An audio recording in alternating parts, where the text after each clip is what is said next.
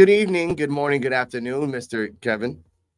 What's going on? How are you? And to everyone that's watching, to all my aliens and monsters, kids and adults of all ages, welcome to Rico Reactions. But most importantly, welcome to season 2, episode 7 to 9, the season 2 finale of What If. Ladies and gentlemen, it is a journey, and it has been a journey more than anything else. Before we get into it, tell if you can, Mr. Kevin, can you tell me your thoughts on up until episode from 1 to 6? How you been feeling so Oh, far? I've been enjoying it because every we've been doing it in increments of three, but every Yes. episodes have something different.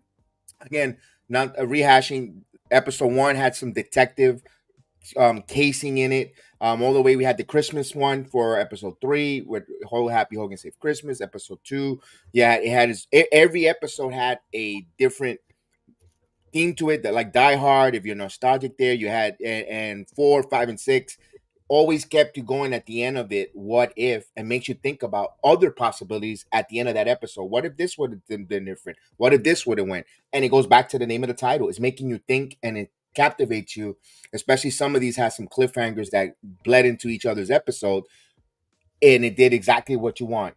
Captivate you, tell a story, and also ask the question, "What if?" And I loved it. Exactly. To my feelings of this, between 1 to 6, it has been a really good roller coaster ride. We know that the main protagonist is Peggy Carter. She has been hopping from episode to other episodes, and there have been simple one-off episodes, and some were goofy, some were great, some were very heartwarming, not as impactful as the first season, a la Doctor Strange in episode 4 when he just lost his whole universe. Like, that was harsh. There was some symbolic episodes in episode 6 with the Native American people and everything else. So I did love those type of things. Where we're gonna go right now between 7 and 9, you're gonna hear a different change of voice between those 3 episodes, ladies and gentlemen. You'll understand why when we get there. But before we do anything, like, comment, subscribe. Link to his show is down below in the description, and that is the link tree. So you get everything in a small ass package. Don't copyright that. Now we're gonna start this off. Episode 7. What if Hela found the 10 rings? Now we kind of started off with the story of Thor Ragnarok when they explained about Hela. Hela was Odin's first daughter, and she was the weapon. She was the executioner for Odin. And after a while, she conquered almost all the 9 realms, minus Midgard at the time because they thought they called it was a muddy backwater for them, so they didn't really care about it. At a point, Hela got little bored, and then Hela turned on her own people and went after Odin. And at the end, it was just a whole bunch of bodies and Heimdall and Odin. Hela tells Odin, "Without the fight, I am no one." And then something happens, something that I didn't think would happen.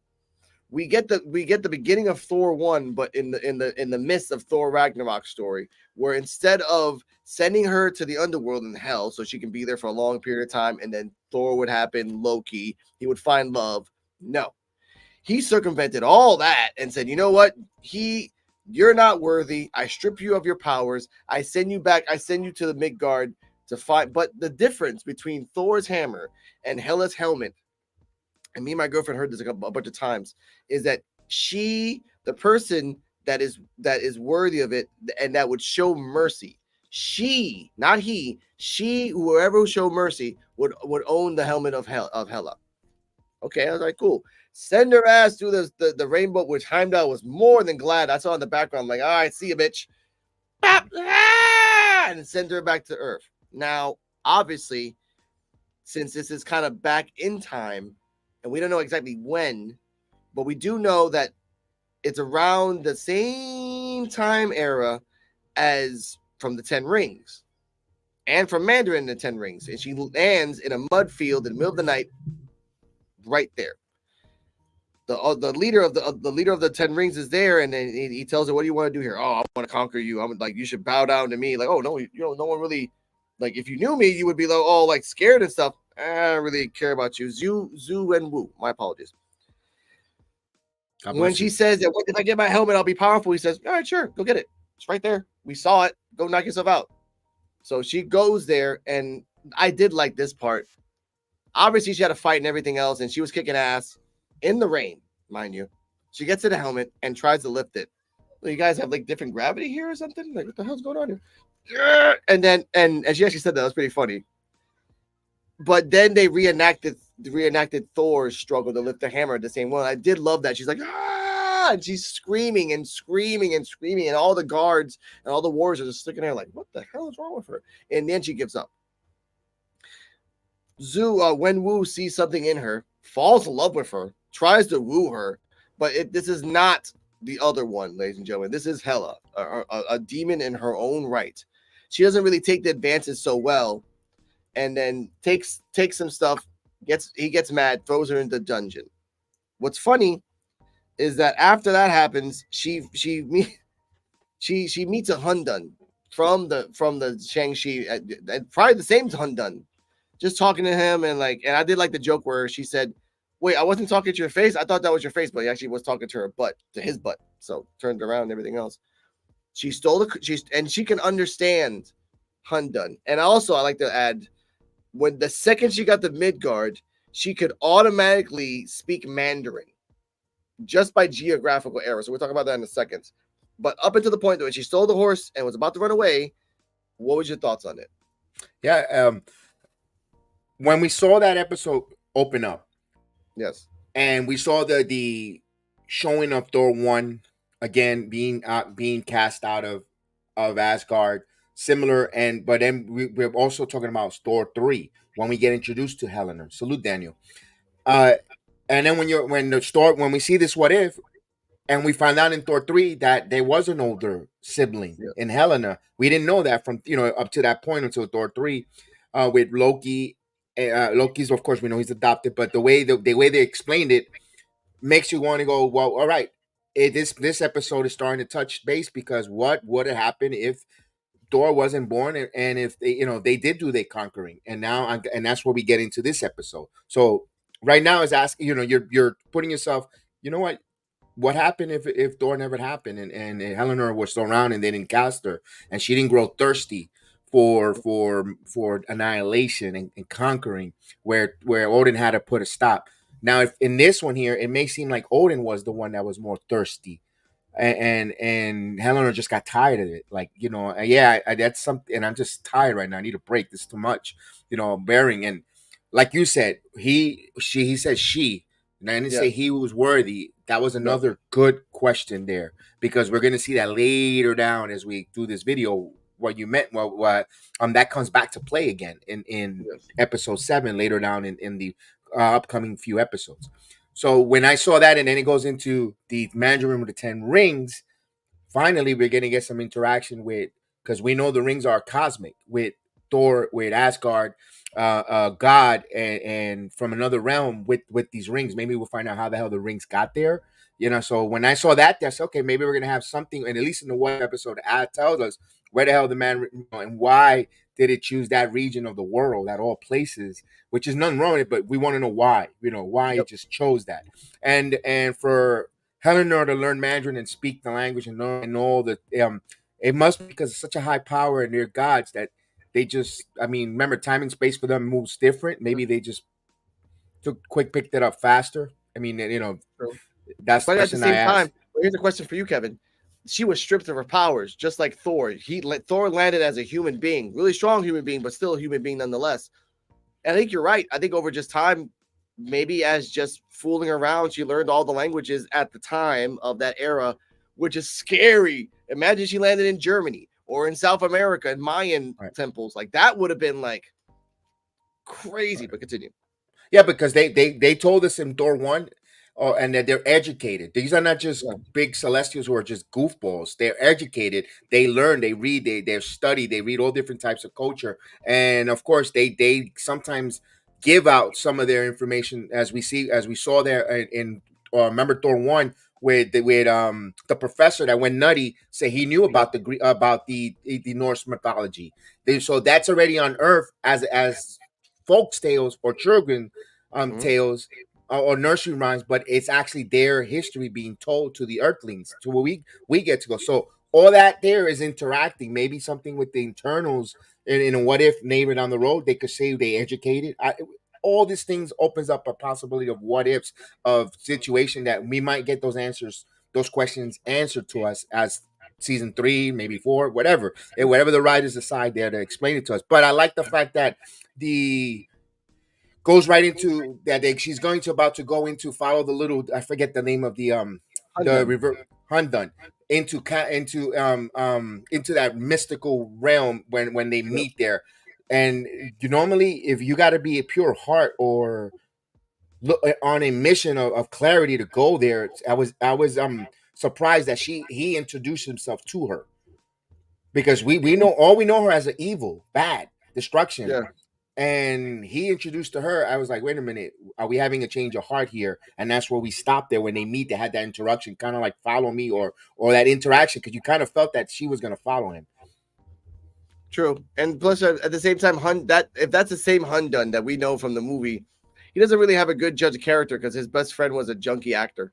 So you gotta look at it from like that perspective. But I do like that. I think if you look at it from that way, Hundun didn't really look at her as a fallen god. Hundun just looked at her as like, there's a woman in a jail cell that can speak to me and understand me. Oh, cool. Let's have a conversation. Also, before they went to the mythical forest, she's like, I'm going. Wait, I'm pretty sure I'm east. So if I keep going north, I'm gonna get where the Norse people are. I'm gonna get a bunch of people to worship me, and then I'm gonna get my power back. And she already had a plan. Like, I'm going to the Norse, and I'm gonna get my, like, that's not really a good idea. But all right, sure, whatever. That's great. They get to the mythical forest. She doesn't really believe Hundun, but they get to the Tao Lao, and they find Jai Yi, the woman that was supposed to marry Wen Wu and have Chan Shi. But time was off right here. She says that I'm the mistress of death. She convinces Jai Ji to say, hey, can I stay here to learn your thing? So therefore, I'm not a threat anymore. She's like, all right, fine. We have ways to control her if she goes crazy. And then thus the training it happens. Why are you here? Why are you trying to do these things? And then she keeps asking the same question. Why? And then what? And then what? And then what? And it gets deeper and deeper that she ultimately wants freedom, where we show a flashback of when Hela had her first dog, which is the dog that you see in the movies. And Odin, being like a very strict father, takes the dog and leashes it, and then explains to her, when you have a weapon, it's best to have it at your side than against you, but not given the chance to choose that side. Just automatically, you're my side. If you like it, I don't give a crap, whatever. Thus opening up herself and having a moment of clarity, as you said. From there, she wants to go outside again to fight Wenwu, so that Wenwu does not want to get to the mythical forest, because that was his purpose anyway, but it's just sped up by a few centuries, as we see here. That's fine, because again, we don't know the exact timeline of when this is. This could be in the 1500s. This could be 1,000 years ago. This could be 1920. We don't know. We're in the forest of China. That's it. All right, sure. Keep going from there. Heimdall reports to, at the same time, Heimdall reports to Odin that he cannot find her. Because again, Heimdall can see any universe, any place, and any time. But since Tao Lao is a mythical place that's covered, you can't see it. That kind of pisses off Odin. Odin automatically thinks, all right, they killed my daughter. Get the gats. We're going around the block. Let's do a drive-by. Let's go. We gotta represent. So he goes to the last place where she got thrown, which was in front of Wenwu's fortress. And then Odin, which I love, who has the weapon Gungnir, which is the original weapon of Odin. And this is pre One Eye Odin. So again, this could be either Odin and he lost that eye in the battle with the Frost Giants, or this could be Odin before he does the Tree of Knowledge, goes upside down and does all those things. We don't know, but we know that it's Two Eye Odin. He recognizes that Wenwu has a power that's not of his own, of this universe, and it's cosmic, and I want that. He's like, you know what? No, screw that. Hela jumps in, and she has the new dragon armor. She has trained with Tao Lao. She's actually more open with her spirituality. The fight happens, and I will say, ladies and gentlemen, this fight was glorious beyond all comparison, because Wenwu is a very outside in, like a ranged fighter with her thing, and then Hela is a very inside fighter with her sword and everything else, but trained in Tai Chi. At the same time, she tells Wenwu, we have to get the staff away from Odin. That's the key. Get it away from him, and we have a chance. Yeah, that's easier said than done. So as they keep going back and forth, they do little misdirections. She's fighting over here. He hits him in the face. Odin's getting pissed off. Power Cosmic comes out because again he has Power Cosmic. At the point when he grabs one of the rings because he's strong enough to do that. Hela gets in there, does a Chai Chi move, slips into Gungir, and just gets him right in the freaking face. At that moment, we got a comment before I continue. Thank you. What's up, Jason? What's up, EX? Gonna live tonight. Talk about anything with you guys. That's up to Mr. Kevin if he's up to live tonight. It's New Year's. Enjoy life. It's New Year's, maybe not, because I know it's wrestling, but because we're gonna do night one, maybe that's why we probably take the night off tonight.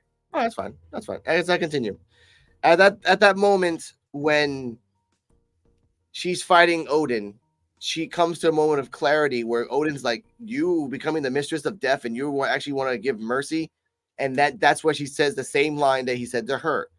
The helmet activates and like freaking a Green Lantern ring, whoop whoop, come right on her head, and she becomes White Hela, which I'm not being racist, ladies and gentlemen. That's actually what it was. Just like let's say Glowing Hela. Glowing Hela has the power to stop Odin in his tracks and stops the fight completely. He acknowledges and humbles himself and says that because of all this war, I thought we needed to do this, but you taught me the way. You can take my throne if you want to, and you earned it. And she says, I'm taking the throne.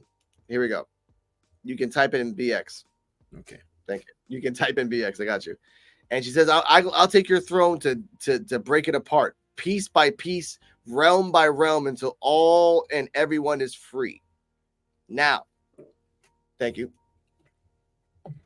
And the end, Wenwu, Odin, and Hela all join forces, not Tao Lao. They're still doing their own thing. Are joining forces to unite, not unite, but free all the night realms from the tyranny of Odin when he was there. And they cut to when the scene of Infinity War where Thanos is trying to talk to young Gamora, and at that moment he was going to kill half the people. Then he looks up and freaking the Cosmic Avengers come out of nowhere. Bah, bah, bah, bah! And freaking it's Odin and Hela and Wenwu all coming in on this. Thanos is done. Thanos is done. Now, before I get your thoughts, let's hear a little bit of the references. What If Hela Found the 10 Rings had a bunch of Thor references and other references from the MCU. So we're going to be talking spoilers from What If Season 2 Episode 7, so this will be your spoiler warning. When Odin is casting out Hela from Asgard, instead of sending her to Hell like he does in Ragnarok, he casts her out to Earth, saying the same enchantment as he does to Thor when he casts Thor to Earth in the first movie. He also breaks the hammer like Hela does in Thor Ragnarok. When Hela is on Earth, she tries to lift her crown, and thunder and lightning happen, just like how when Thor tries to lift the hammer on Earth, it does the same thing. The protector of Tao Lo captures Hela and tells Hela about what Tao Lo is and how they're the protectors of this realm to stop the enemies from the underworld, which is referencing the Dweller of Darkness, but is also a reference to Hela being the literal goddess of Hell, even though in this she didn't become that god because she never went to Hell. She liberates Gamora's planet when Thanos is trying to take it over, which is pretty much why this is a What If Infinity War episode. So let me know, what other MCU references and Easter eggs did you notice during this episode? There you go. I've got a thing there though, because at the end of that, we're assuming they're going to destroy Thanos. I had another point of view, because remember, the guy. I didn't follow too much of the 10 ring story. Yeah, the man with the 10 rings. I wasn't a big the Mandarin. He turned on the good side. Helena was evil, and she's also a good side when she becomes on that compassionate white robe.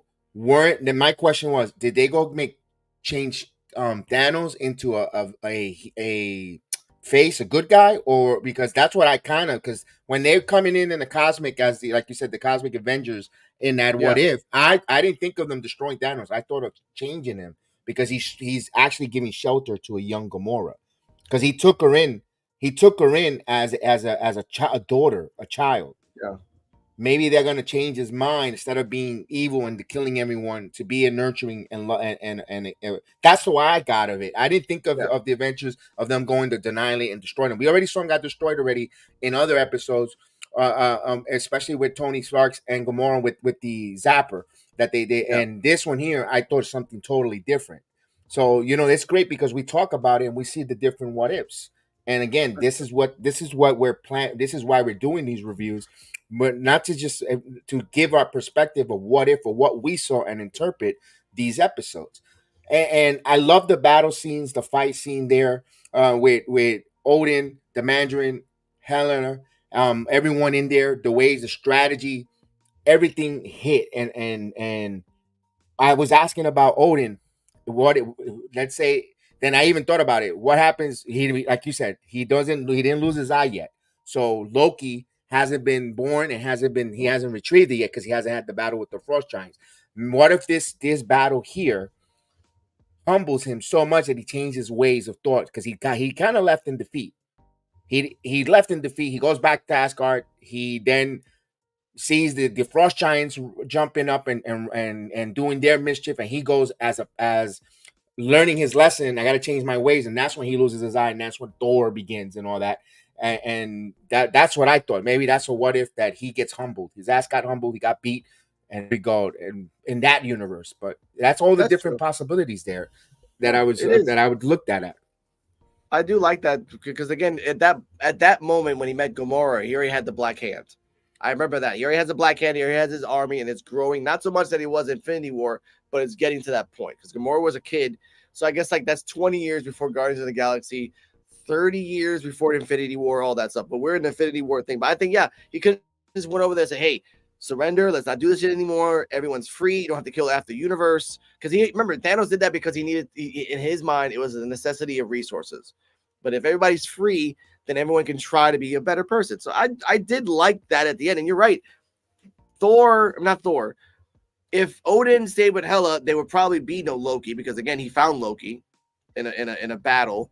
He wouldn't marry his wife in order to have Thor. So therefore, there is no Thor in this universe anyway. And because he's happy with his daughter, mind you, we don't know. He had a daughter, so therefore, we don't know if the wife died in this universe either. They never said it. They just said that Hela and Odin was just wrecking shop, but we don't know if the wife died. So if she died in this universe, then either way, there is no Thor. So I do like that aspect. This is a totally different timeline, maybe with no Thor, no Loki, and nothing else like that. But again, there's still the Dark World. Elves still hated Odin for a long time, even before this shit happens. So that's another thing they can go by a part 2. But let's continue. Ladies and gentlemen, we're going to episode 8, and I actually have the thing in the background. What if the Avengers assembled in 1602? Now, this is a continuation of episode 5 to 6, obviously, when Peggy got picked up.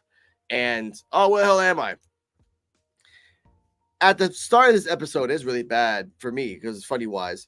At the start of this episode, Loki is projecting Hamlet, but really bad. Obviously, really, he's like a very big Shakespeare fan. Not Odin, but Thor is just like, oh, whatever, this is really boring, there's whatever. Hela is there, and she's the queen. No Odin, just Hela. And a bunch of other characters are there. All of a sudden, a rift opens up in space. Captain Carter comes out of nowhere in her medieval armor version, saves Loki, because Loki gets sucked up the thing first. Boom. Has some particles on his skull. The queen gets transported, and she tries to save her, but the queen gets disappeared. Thor, being pretty much a blockhead, it's like, you know what? It's your fault. I kind of know that you saved her, but I don't care. So she's on the run. And as she's on the run, she goes to the forest. And again, once again, Loki is projecting Othello to two girls who don't give a crap about it. He's like, it's basically if a football player is talking to people that don't know anything about football, and like, I don't care what you're talking about. Like, I'm getting a free ride and free alcohol, whatever, man. Just set HUD, whatever. So as that's happening, 3 people stop the carriage. They open up the door. They open up the top window, and it's Roger's hood. So he's called that. Bucky with his nice little arm in metal. We don't know what type of metal that is, but it's probably vibranium. And Ant-Man, who apparently has the power of Ant-Man's in medieval times. We didn't explain that, but okay, sure. And they're robbing it. Ant-Man is focusing on the cakes. Rogers is focusing on the money. Out of nowhere, Captain Carter comes out of nowhere. Roger's hood tells him that's weird. My Margaret died many moons ago. I haven't heard someone say that in a while. By the way, Peggy's name is Margaret. Peggy's just a nickname, as we can find out later in life. And they have an instant chemistry from right then and there.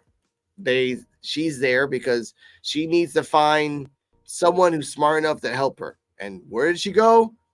To Tony Stark, which is just. But from that point on, what was your thoughts on this? From that to the interaction of Rogers, Hood, and I'll just call it Rogers and Captain America. I'll say it like that. Yeah, that's right. Just to see, yeah, because we go back to the episode where she gets pulled down, where the Hydra Stomper, I believe episode 5, and we Right. want to see what happened. Now, where we finally see that 16th century, of course, the try to talk Shakespearean. I found that hilarious there. Where Loki, horrible, and he's like being a trickster, getting a free ride with the two dames in that was funny. Also kind of a Robin Hood type of deal. But again, the main idea so far of this plot is that love connection, no matter what multiverse, what universe, Peggy and Rogers just overshadows no matter what dimension and what timeline and space. So we're okay now. This is the telenovela, or of the Marvel, the MCU universe. Peggy and Steve Rogers, and of course, in every multiverse, I haven't seen one yet. I'm pretty sure What If will come up with one later. Tony Stark is still the mind of a genius, no matter what century there. So I'm pretty sure there's gonna be one that he's a dunce and everything will be backwards. But it's still, this was great. Let's take a look at it. Let's go right with that. I'm like, okay, let's see what Tony Stark's is gonna, with his mind in the 16th century with limited technology. What is he gonna come up with? True. That is true. Now we continue on where they're in the secret treehouse area. Rogers and everyone else is drinking chin chin and everything else. Rogers asks Carter, like, describe her Rogers to him. He's like, no, because that's her Rogers. He's not going to describe that. Out of nowhere, these little bugs come out of nowhere, and then you find out they're yellow jackets. All the same technology from the Ant-Man to, again, we don't know how this is happening. Happy Hogan is there too, and he's the sheriff of Nottingham. And then stuffing the yellow jackets in the gun and shooting them, and they go in there. No match for Carter, by the way. And then going back and forth, Carter gives the shield to Rogers, who's a natural with the shield, who's never had a shield before. He has the pointy one, but not the circular one. A little weird about that, but it's explained later for that reason. Then, for some weird reason, actually not weird reason, because it's Thor. Happy Hogan brings out the destroyer from Iron Man 1, who just destroys the whole thing, and they have to run away. And Carter tells him, get out of here. I'll distract them. You can guys run away. The Rogers and his crew leaves. She gets arrested. In the dungeon, she overhears that the Wanda, or the Scarlet Witch, is trying to find the overseer. Not really the forerunner. There's someone else here in time that's not supposed to be here, and that person's the reason for the rifts. So she asks Carter to come to find that forerunner, but they don't know who the forerunner is. At the same time, the Watcher's like, no, let's get out of here. I can just get you out of here. Let's go. She's like, no, I have to try. Look, sometimes universes die. I see millions die every day. It's just going to happen. Like, what if you don't do this? What if you don't save this? What if? Even Carson's like, all right, what if I don't even try? So he's like, all right, fine. I'm just going to keep watching. And he told her, sure, as this is happening, gets into custody. And as she's escaping, she finds a cell. And in that cell, there's a guy that sounds like Banner. Banner, is that you? Oh, leave me alone. The piece is quiet. I love it. And he's wearing the Iron Mask, like the Iron Mask, which is another nod to, he had the same armor as the Iron Man Mark I armor. So I think Iron Man made the mask for him. Now, this is the difference between Rogers and Carter. Rogers would accidentally get out of the way, and then the door would get shot because the door got shot, and Banner's turned into the Hulk and rampaged out. Carter, knowing that she's gonna get shot, moves out the way and makes sure Banner gets shot in order for him to turn the Hulk. Carter's a savage. I will give you that. That's two big ass differences. Hulk has a beard, very, very English. She jumps on his back and gets out of there. She escapes. She finally meets Tony Stark, who is, like, by the way, Tony Stark gave, here, have this, Banner. She drinks a couple of, oh, this is great alcohol at 6 a.m. I woke you up, didn't it? All right, whatever. But we met Tony Stark before, and he's like all enamored by the big words that Carter is saying. She even brings up flux capacitor. Nice little Back to the Future reference.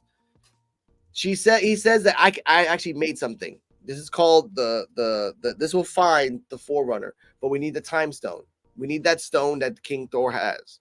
So they make up a play, and with the help of everything else, they sneak into the castle with Rogers and Ant-Man and Bucky.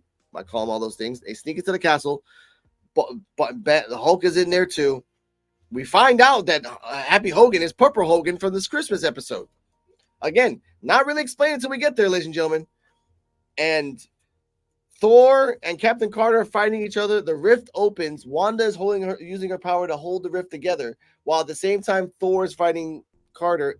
When Tony Stark brings the box and is ready to use it, Wanda betrays Thor, and they get this time stone. They put the time stone in the box. She puts her hands in. It's freaking time gauntlets, a la Iron Man Mark 1, and then shoots on Thor. And I'm thinking, okay, he's gonna turn him old. It doesn't really help as Guardians because the older they get, the more powerful they get. So, but it actually stopped time, and we find out the reveal of who the Forerunner is, and it's actually, sadly, Roger's hood. He doesn't remember it, and Carter kind of like jumpstarts his memory, where he explains that he was in a battle in space and he was fighting somebody, and in the moment that he punched, he missed and aimed at one of the stones, which was what the time stone. That transported his ass back in 1602, and at the same time made an incursion where his universe from the future melded to the 1602 universe of the past. Because again, this is still his own universe, just future melded into the past. That's what happens. Rogers realizes that he has to go back home. He realizes that he's not going to have his happy ending, but they give a nice little Easter egg where he says, we'll get our happy ending. Again, this could be the same Rogers at the end of Infinity War and everything else, goes back in time, finds Peggy, presses the button, boom, goes back to the Battle of Thanos. Everything's back to normal. Everything's back to 1602. Now she is a super soldier in a 1602 century with no superheroes, no nothing, and outdoor plumbing. She hears a sound and she thinks it's the Watcher. And no, it's actually Supreme Strange. Do I have a story for you? And that was episode 8. What was your thoughts on it, sir? Yeah, absolutely.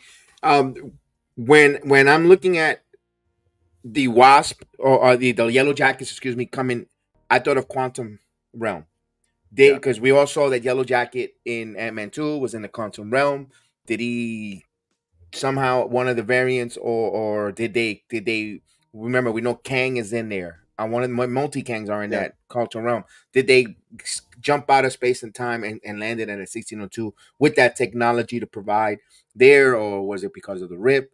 And that's why I quickly went to Ant-Man 2 thinking about that when they were using the Yellow Jackets technology, the shrinking ability. I said, oh damn, is that gonna tie into that? Also where Nick Fury's still the spy, because he kind of was doing back channel dealings, trying to get Wanda to get Tony to get that, and to plot to get that stone out of there. And then again, where did Helena go when she went through the vortex? Yes. That I had a question. Where did Helena go? They didn't show anything. So that's like a big mystery at the end of that episode. It felt again the Peggy Steve Rogers saga. I mean, not even in 16th century they could even be together there for a couple of minutes. Anything whatsoever is like, oh my goodness. And Thor, like you said, as Guardians get older, they don't age. How did that stone get there? And again, I like the fact that they showed us how Rogers got there, when it actually was the shield that cut the Infinity Sword. Yeah. It cracked it. It was the shield when he hit that cracked it, and that opened up that cosmic, similar to what we saw where episode 6, when the Tesseract got split and what the Ripple cracked. That's another, and we went back in time. The other one was space and time. This one was time. So they're showing us different things with the Infinity Stones. So this is as of this right now, as episode 8, this whole season was What If, but there was a lot of Infinity Stones references. At least the middle part of the middle to ending shows us a lot has to do with the Infinity Stones. So okay, so there's going to be more to this, especially when we see Supreme Stain says, "I have a story for you." We saw that with Kohani in episode 6, what does this do with Carter? Where is Kahoney? What's going on? What did you do? You went to recruit. What are you recruiting? Why are you recruiting the good guys, and especially, and also females? Is there a purpose of Yes, why you're recruiting females? And we'll wait, and that's where that leaves me worried. Episode 8, wanted to know what's next. exactly. And before we continue, reference time. Episode 8 of What If Season 2 had a shit ton of Easter eggs and references from the Marvel Universe. So we're going to be talking spoilers from What If the Avengers assembled in 1602, so this will be your spoiler warning. When they show the royal family, it's an Asgard royal family with Hela, Thor, and Loki, and Hela has Loki's scepter, which instead of the Mind Stone, it has the Time Stone in it, which is why it's green. During this episode, Nick Fury references Nebula's observatory. We also get a reference to Isle of Ego, which means Ego is an island rather than a living planet. And then we have Groot Groves, which Groot is a wine grove. So fun little references to these characters we haven't seen in the episode, but we know they're around. Steve also asks Peggy if he can hear about the Steve from her universe, and she turns around and says, "No, I don't think I will," which is a reference to Endgame when Steve says, "No, I don't think I will," to Sam. When Steve Rogers is fighting, his shield is just like the ones were from Infinity War, which led into this being a huge reveal that this episode is a What If Infinity War episode. During this scene, Peggy says, "We never get a happy ending," a reference to literally her episode where Steve flew into the Red Room to sacrifice himself to save her.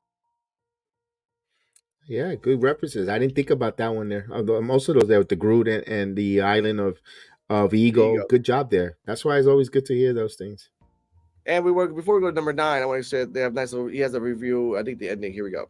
What If the Avengers Assembled in 1602 is the 8th episode in What If Season 2 with an ending that I was not expecting. We're going to be breaking it down, so this will be your spoiler warning for the episode. When Captain Carter and her rebels are going against Thor and his men in the castle, Tony Stark pulls out his device that is for the Infinity Stone, but it turns out when they activate their device that Steve Rogers is the character that's from the future. He's the one that somehow ended up in the past, all because of Infinity War, meaning that this is an What If Infinity War episode. Steve Rogers fighting Thanos, he hit the time stone, which caused a reaction, sending him back in time, which in the end also brought all these other characters to the time period as well. And that's why the universe was collapsing on itself, is because you had the past and future crashing into one another. So when they sent Steve back to the future, that also reset everyone else, sending them all back so that they weren't still in 1602. So in the end, Captain Carter gets left alone and is stuck in that universe. However, in the end, Supreme Strange does come to recruit her for his new team because something's going down. What did you think of this ending, and do you have any theories for the final episode?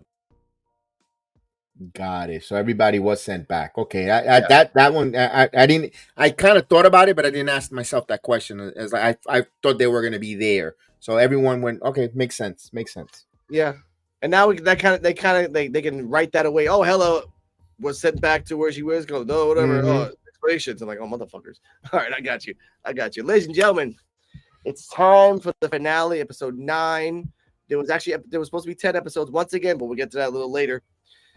What if Strange Supreme intervened? Now, we find that Strange is talking with Carter at the same pub in 1602. And he's like, you know what? I'll give you something better. So he gave her about centuries old scotch, which I respect him for that. Yes. Great little touch. He's like, yes. I was like, oh, yes. He's like, I need your help. I'm actually like assembling a team to find some things. You want to come? He's like, yeah, sure, whatever. That's like because they're all connected in war and they're all connected in the things that the battles that they have. And I love that the Watcher said that they're friends and not in battle, but in the things that they believe in. And same thing as well. So I do love that. After all that's happening, they went. He shows her the Sanctorum Infinitum. And she's like, what is this place? Oh, Watcher likes to watch, but I've been collecting things. As you can see, Ultron and this guy and this guy and this, and there's a whole bunch of references, Vampire Howard Duck and all these things. And these are all universe killers. And it's true. All these characters at one point in time or in one point of a universe would you destroy the universe in order to get power. That happens. And he tells her, I need your help. And she says, oh, wait, let me guess. One person escaped. How'd you know? I've seen Gremlins, this, and a whole bunch of movie references saying that when you put a whole bunch of things next together in one place, something's going to escape or someone. It's just going to happen. It's movie logic. It's like, all right, sure. I will send you to this universe where she is. It's a she. So I was like, huh. At that moment, I'm like, huh, I don't know who she is. Go get her. So when she gets to that universe, the Watcher comes in and tells her about this universe. And Project Insight, or the project that made Captain Carter and or Steve Rogers, the bomb blew up both of them. So there was no Captain America. Red Skull grabbed the Tesseract, did the powers, won the war, like took over the world, but then blew it up. So literally, there was no one left in that world except for a Mount Rushmore head of Red Skull, which is very scary to think about. Like that's, and again, bring up the point that watchers like there are worlds that are just destined to die, whether you like it or not, and you have to accept it sometimes. A nice little Easter egg reference as well from Avengers: Age of Ultron, where the guy Quicksilver was going after Barton and doing the same thing, said the same thing too. After a while, got her, but then she's like, "Let me guess, this guy sent you because I'm a universe killer?" Like, yeah, and then she gives the shield back, and that's when Doctor Strange, Supreme Strange, pulls him in, and then the thing is revealed. We find out that he's trying to bring his universe back. He's trying to bring Christine back. He is bringing and collecting universe killers, but he's also collecting righteous heroes to dump into the Forge, what he calls the Forge, in order to get it back. There was a moment of make your decision, Carter, which my girlfriend's like, hurry up, Peggy. Why are you waiting so long? Like, give her a second. She's like, she's weighing the options. She doesn't know who she is. Like, I don't know you. I've been in the war with this guy. But then I did also like the part when she goes up to him and she punches him, and there's just a shield next to him. And I'm telling myself, this is the guy who fought an Ultron with Infinity Stones and ate a lot of blasts like it's nothing, and you're punching him like it's gonna make a difference. Oh, Peggy, poor Peggy. So as that's happening, she realizes like you need a distraction. She uses her shield to let out everybody in the jail cell. We got adult Peter Quill. We got Shang. We got the Mandarin with the rings. We have this. We have that. They're running away. We see Thanos come out of nowhere with the Infinity Stone. Random Thanos grabs the shield and like, oh shit! And it's Kaori, and he's about to snap, but someone snaps first and then snaps him out of his existence. Like, who the fuck is that? As the sounds picking up and the music, I'm like, oh, and she recognizes it's Killmonger. Same Killmonger for episode 1. And as we're fighting, is saying, there's only one guy against Killmonger and Kaori. How are you going to do this? And Carter tells Kaori, we need that armor that he has on to even have a chance against Strange. And Kaori, being ever so smart, was like, okay, fine. I'll just teleport his ass out of the body and teleport his ass back into the fight. And he's like, where'd you go? Oh, I just put him back where he goes. And then you see him, what's going on here? And immediately fight everybody. Now, at that point, what are your thoughts on the episode? The reveal, betrayal, and the battle royale. Yeah, I'm gonna still go a little bit backwards there with the Killmonger. I love that she was so intelligent immediately to get him out of the damn suit. You don't have, and send them back into the fight, and then Killmonger's like, yo, I'm ready to fight. Yo, Wakanda armor immediately. Let's go. Boom, let's go. I love that part. And then poor Thanos again, he's about to snap, and they snap his ass out of nowhere. So now we know that suit is available.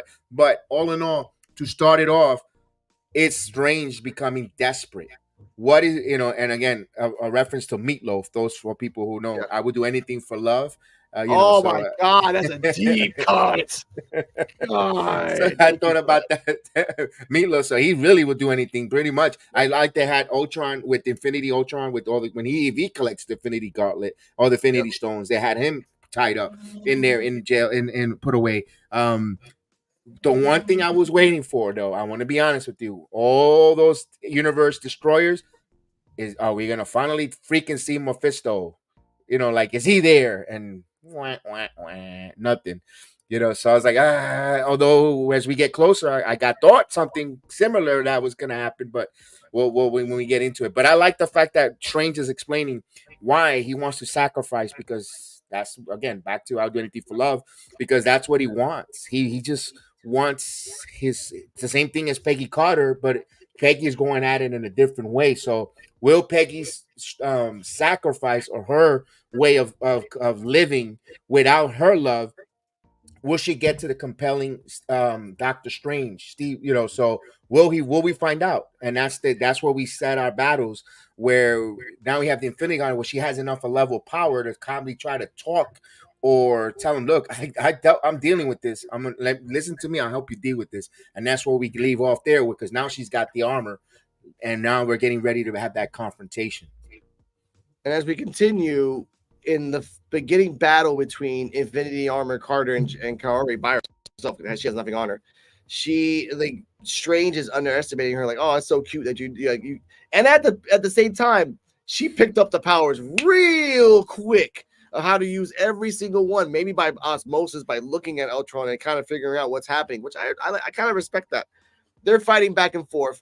Strange is holding his own against Kaori and everybody else, but in the end result, as they think they're winning, there's more of us as there's not more of you.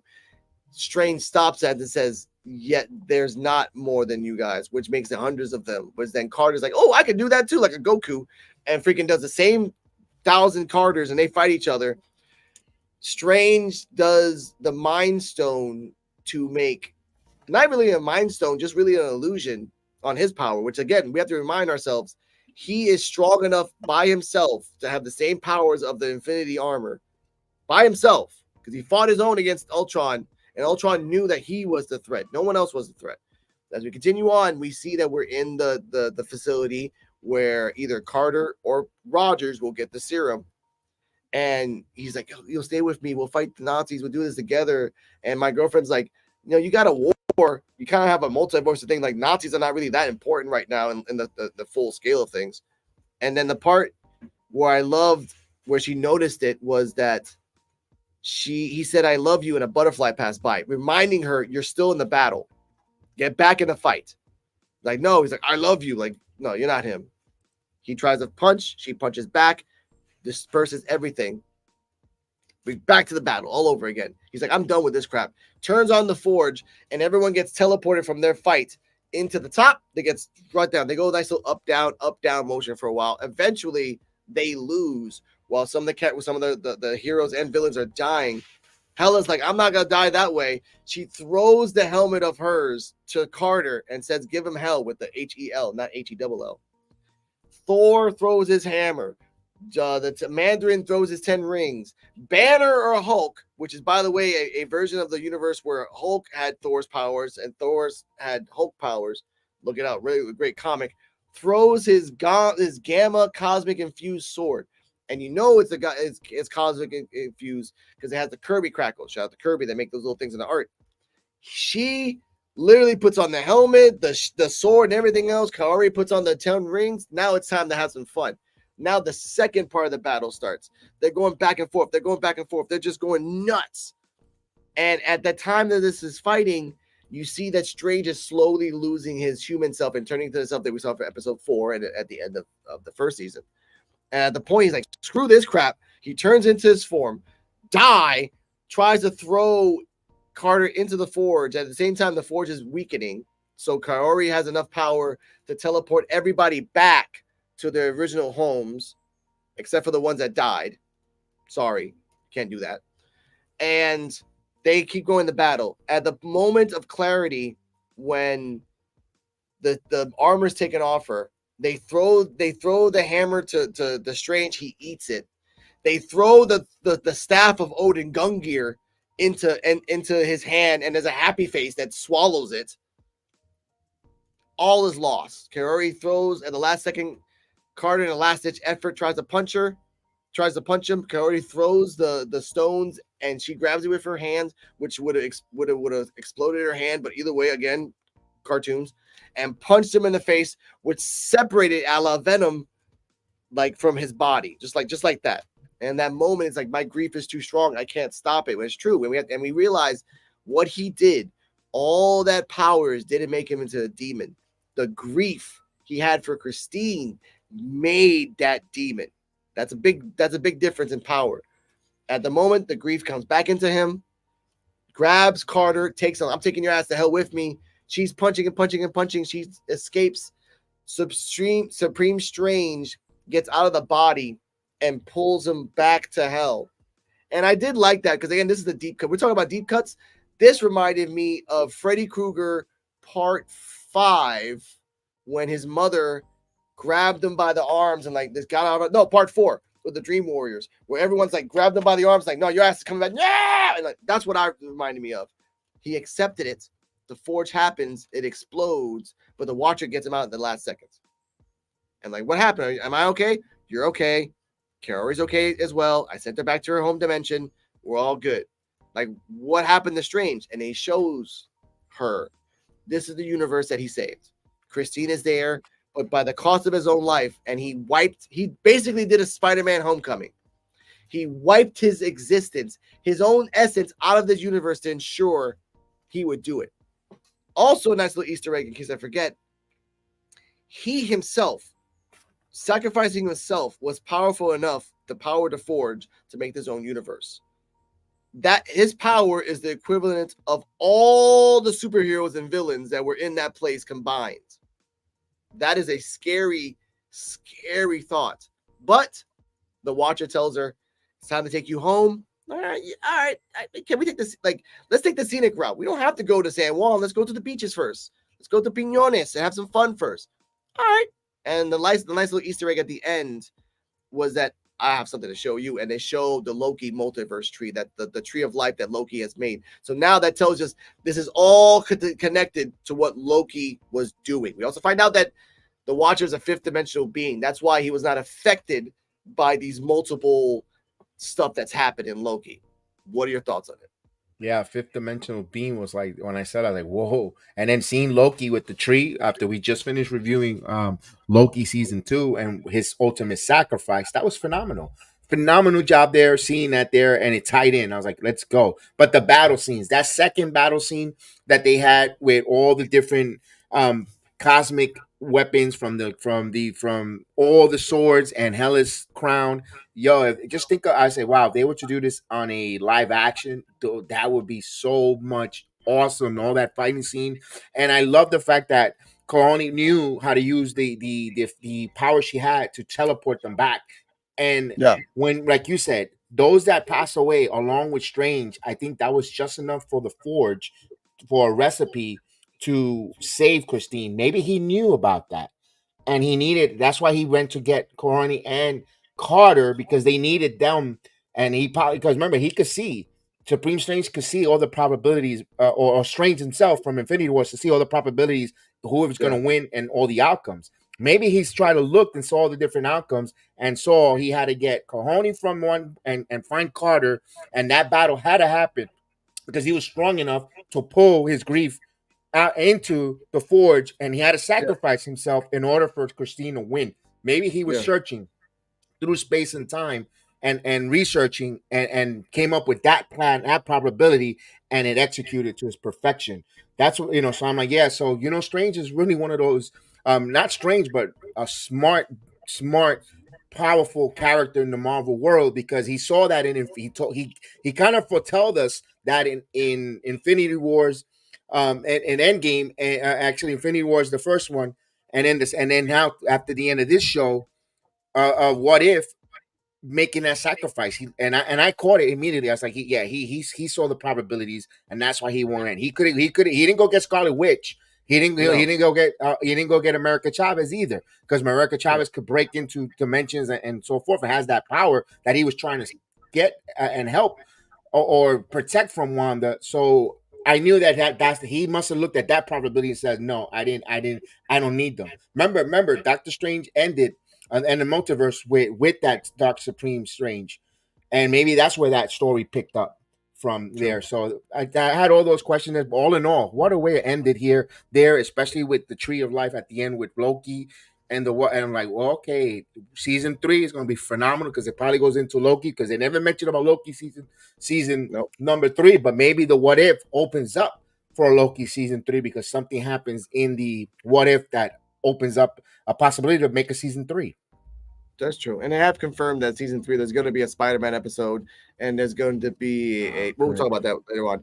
My thoughts on this episode as a whole, I did like that they kind of closed up the story of Supreme Strange. We're not expecting that at all. I kind of wish that there was more hints throughout this season to get to here. The surprise was like out of nowhere, left field. Like, okay, Supreme Strange is the villain. So I thought he was in the battle with these guys. He's not going to betray them because he knows them. He knows their hearts. He knows it's true. But I have something to argue your thoughts. Kaori made a good point a bunch of times. She kept saying over and over again, "You're a lonely person. You're by yourself all the time." After the first season, he was by himself, still with his grief, but just with a thing in his hand the whole time. So again, he was still grieving over Christine, and no counseling, no one to talk to.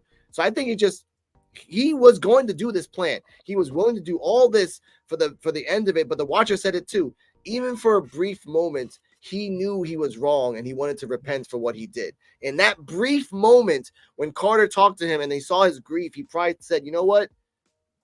I don't want to do this anymore because this is not the way to go." But he did sacrifice himself in order for Christine to come back. So in the end, he kind of like had a catch-22. He got the ending he wanted, but he didn't get the ending that he wanted and needed in a sense. So in that aspect, cool. Carter, now it's kind of bookending her because now what are you gonna do? If your goal is to take her on the long way back to her house and show her the multiverse, sure, she could. It would actually be cool if in season 3 she's with the Watcher, like next to him, and like just kind of like commenting stuff. Because if that's the way to go, then I like that. I like that Carter gives her perspective and actually be like, "You know what? I'll right back, Carter. I'll be right back. Where you going?" And she jumps in and tries to help and jumps out. Because again, the Watcher can't interfere, but Carter can't. There's no rules saying that Carter can just jump in and out of universes to kind of do this. And you're right. Loki could be a season 3 where Loki, who, by the way, we don't know if he sees the Watcher or not. We don't know if he's at a level of power that we've never understood, but that still doesn't comprehend to the level of the Watcher, who's been there way before before the Kangs even understood what time was. There was the Watcher. So that's more questions about that. In the end, bring back more Kaori for season 3, like we talked about in last episode. And if this is gonna be the bookend of Carter, I hope they give her an Infinity War Endgame episode where she does the same thing as Rogers, goes back in time and stays with Rogers. You can save Rogers in 1953. You can save him. You can take him out of time too, and just do your own thing. Just do that. But that's my thoughts as a whole for episode 9. And also, so many freaking references. Make sure I think I have it right here. I Let's love go. that Marvel always has a bunch of Easter eggs and references during their episodes because it's always cool to see what they set up. So we're going to be talking spoilers from episode 9 of What If Season 2, and this will be your spoiler warning. So first off, when Supreme Strange is talking about collecting all the universe killers, Captain Carter references that every time you try to collect something dangerous, it usually means they break out. She references Gremlins, Aliens, and Jurassic Park. When Kahori is fighting Captain Carter, it reminded me of the Hawkeye versus Quicksilver scene from Age of Ultron. When Hela comes in and takes over the zombies, that's because she's literally the god of hell, and we see in Thor Ragnarok that she resurrects people. And when Surtur comes in, it seems like both Hela and Surtur know each other and go to fight one another, possibly leading into that these are the characters from the main MCU, and they were plucked by Stephen Strange right after they destroyed Asgard in Thor Ragnarok. What other Easter eggs and references did you notice during the final episode of What If Season 2? Yeah, forgot about the zombies. We forgot to mention about the zombies. And I love the way that Helena just took control. They're the undead. Boom, I love that too. I love that. That was cool. actually a pretty good trip. And I did like the reference of like, that's true. Like, oh, I'm the doom of Asgard. It's you. Oh, it's you. Like, oh crap, we are gonna do this shit again. Yeah, let's go. Hoy por encima. Let's go. Let's do this. Yeah, that was good. Bono enemies. Let's go. All I needed was round 1 fight.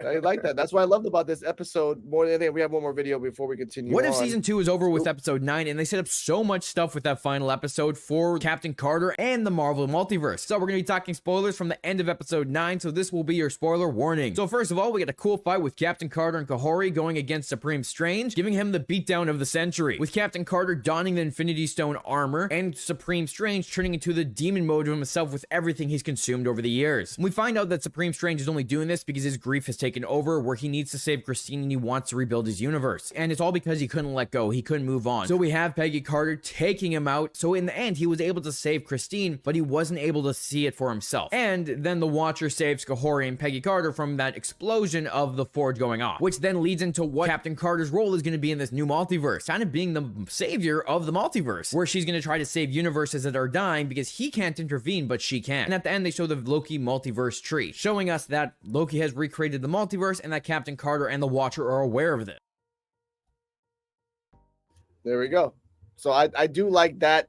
That could be a nice little turn for season 3, where she goes to universes that are dying and she tries to help, or at least tries to help, and then she can interact with a Kang in one of those adventures.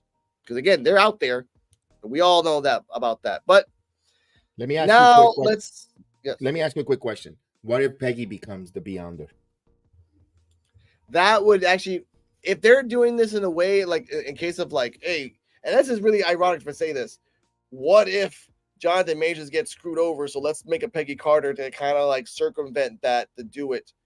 They have the time and the money to speed up animation as much as they want. And this animation season was not COVID. This was just like right after it, money, boom, boom, boom. Because again, we're having season 3 in the summer of 2024. We're not even waiting a year. We're waiting 6 months. They already got it ready to go. And I like that. So what are your thoughts and theories of season 3? Let's bring it out before we're out of here. Yeah, like again, what's Carter's role now in the Marvel multiverse, in the Marvel universe here, where she could hear the Watcher. Actually, the Watcher has interfered, because I believe that Butterfly was a Watcher interfering to snap her out of it. It was I also saw a butterfly effect. If she would have gave in to go with Rogers, there would have been a whole butterfly effect of so many different things there. So I looked at that. That was a reference I saw when I saw the butterfly. But back to what's going to happen. What's going to happen now with Carter? How is she going to get interjected? Will she be interjected not only in the animated series or in Disney Plus? Is there going to be an Agent Carter where she gets placed back into her world, and what's going to come out of it? How's it going to tie into the MCU universe? What is it 1609 where she stands? Because obviously what Marvel's telling us here from the What If series, she is an important part now in the MCU universe. Also, we saw that before the What Ifs in being a founder of SHIELD, not just being a love interest of Captain Rogers, but being a founder of SHIELD, working hard, and the influence she had, because she even had her niece. Remember, her niece was also part of SHIELD and working in the Marvel universe as well. So Carter has a big part in the world, and I want to see where they're going to take the direction with her going forward. And I want to see more Loki. I want to know what's going on. Is he going to stay there holding the string of reality there, all the multiverse, or how is he going to get out of that? And they're going to show us that. And now I'm interested with now you said Spider-Man in season 3 with the teaser. I want to know also which Spider-Man we're getting. Is it Tobey Maguire? Is it going to be Andrew Garfield? Is it going to be the younger kid? Who is it? What is it? Is it Miles Morales? What's going on? Because we already seen that Spider-Man has a bunch of multiverse of different Spider-Mans. Which one are we bringing here? Or we got, so this is all a lot of good questions there being asked, and want to know, because there's so many other storylines. What ifs? We want to know what's going on. We always talk about the Celestials. They're out there. Tell us some more about them. Now, the movies, they didn't really hit home. Also, when we talked about with episode 5 with Cojones and her tribe, remember that was cosmic. Also, we know that Wakanda, they got some cosmic energy as well to bring up those, with the vibranium. How did that got there? Can we find out how the vibranium got there as well? Where, how long ago in their tribe or their existence and civilization has that been there? Who bought it? Was it aliens? Was it gods? Was it all those questions? I hope we could get touched in season 3. That's a good what if too as well. What if because the giant meteor of vibranium landed in Wakanda, which gave them vibranium? What if the meteor landed in South America where Namor is? What if the meteor landed in Canada where Wolverine and Project and all those guys over there, like you can just take that meteor and that spaceship and just put it anywhere you want and have fun with it. Because that's the point of a what if, by just really doing that. And that's for me, season 3. I want more. Like, let's go. If you're gonna really promote the series, like do a what if of Hawkeye, do a what if of Echo, do a what if of, like, dude, go Punisher, go Daredevil, go She-Hulk. You can fix She-Hulk right now with a what if, and say what if She-Hulk was actually intimidating? What if she was this? What if she was that? And I do like that the story of Carter in her adventures in season 3, if we see her in season 3, she can pick up on certain things. So when she gets sent back to the time that she was in the parking lot with Black Widow, she knows what to do. Like, all right, I already know what the freaking do. I know where to go. I'm actually going to save Rogers the right way this time, and then do that. Right. I hope again, because I want her to have a happy ending. Because Rogers got a happy ending, and damn it, why can't she? Honestly.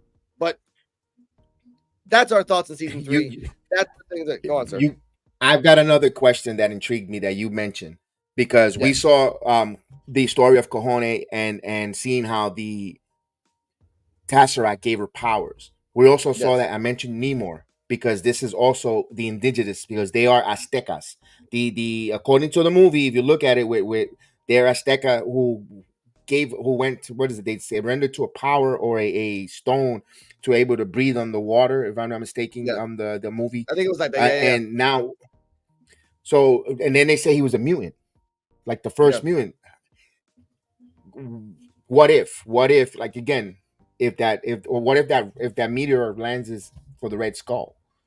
How's that, ended in Germany in that time, so many, because they were looking for that according to the other animated movies, but way before, with the meteor, that it was the Red Skull army and Hydra looking for that in Wakanda, sending a claw. What if Ulysses' claw gets something different, to combine and go into Wakanda and or get an Infinity Stone, or rather, or mystical powers? Those are so many different questions. But my question is, I want to know how, if the story for her and the conquistadors that caused Namor and his family to go retrieve and learn how to live underwater in an Atlantis world has to do with this world, if they could tie something with that, we'd love to find that out too. You brought a lot of different questions. There's another what if for everyone that's watching. We'll put it down in the comments. What if Atlantis fell, and instead of them staying underwater and learning underwater, they went west to America? At the same, because again, this is we can estimate that it's around like I said, it's pre-colonial times, so around 1500s.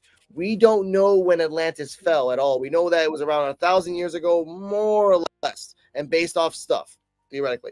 So they can say that Namor off the coast of Wakanda, Atlantis fell, whatever, and then, or even better, Wakanda fought Atlantis and got bloodlust, and they wanted to expand more, which would then clash with Kaori being a tribe of peace, and she has the whole world against whole world behind her against Wakanda, just Wakanda. That's the part that's even scarier, because Kaori's badass, but I'm putting my money on a Black Panther. Sorry, easy money in the track. But ladies and gentlemen, I want to thank Mr. Kevin for passing by and giving us the honor and the privilege once again for the 3-part season 2 review coming soon. Hopefully sooner than later. We're going to talk about Aquaman 2. They say it's a bomb. Some say it's a masterpiece. We'll tell you the truth when it happens. Mr. Kevin, please say your socials down below so people can find you, which are in the description right below, ladies and gentlemen. You can find on the LinkedIn all our different platforms, because I'm like a Hydra or an octopus all over the place in Twitch, Twitter, YouTube. But you can find me here on YouTube, Sports Jedi Network. We do now, of course, the movie reviews as well as all the different type of sports. Watch along. Hello, Amy. Happy New Year's to you. Salute to you. Thank you so much. Appreciate it. Wonderful comments there that she put on our channel, and follow us on the social, not just myself here. Well, on Rican Reaction, let's support, let's get him. We got to get him over that 1K. So we're counting on you. Let's go, Jedi Nation. Let's get behind us here, and let's get to the 1K for this wonderful platform, because we want to continue not just talking about Marvel. We also got wrestling. We got some great stuff from Puerto Rico, the beautiful island de la Isla de Encanto. So we got to follow Alex, who does phenomenal work, and And of course, that's how it is. You support one another in 2024. We're gonna be doing big things together, and we count on you to make things big together. And again, Happy New Year for everyone that's listening to us and is gonna hear us on all the different platforms, on the audio, on the video. Thank you again. And may the sports be with you. Happy New Year. Alex, muchas gracias. Thank you. Que Dios te bendiga in this new upcoming year. And many blessings, bro. I appreciate it. And of course, thank you for the 4 people that are watching all around the world and on your TV sets, bathroom sets, patios, or rich mansions, whoever you are. Thank you. Happy New Year. Be safe. If you're gonna drink, eat some pernil to suck up all the grease. If you're gonna drive safely and get an Uber. We're technology advanced to do that. And if you're gonna get nasty, wear rubber. Above all else, but kiss the ones you love, hug the ones you care, and just tug on the cheeks on the ones that you love the most. Damn it, I love love. And ladies and gentlemen, we got one more comment. I'm about to finish that intro. Here we go. Here we go. Amy here. Messed up my words. Together we all win. Stay strong. Go Bill. Okay, come on. All right, now with the football talk, we're out here. Ladies and gentlemen, good night.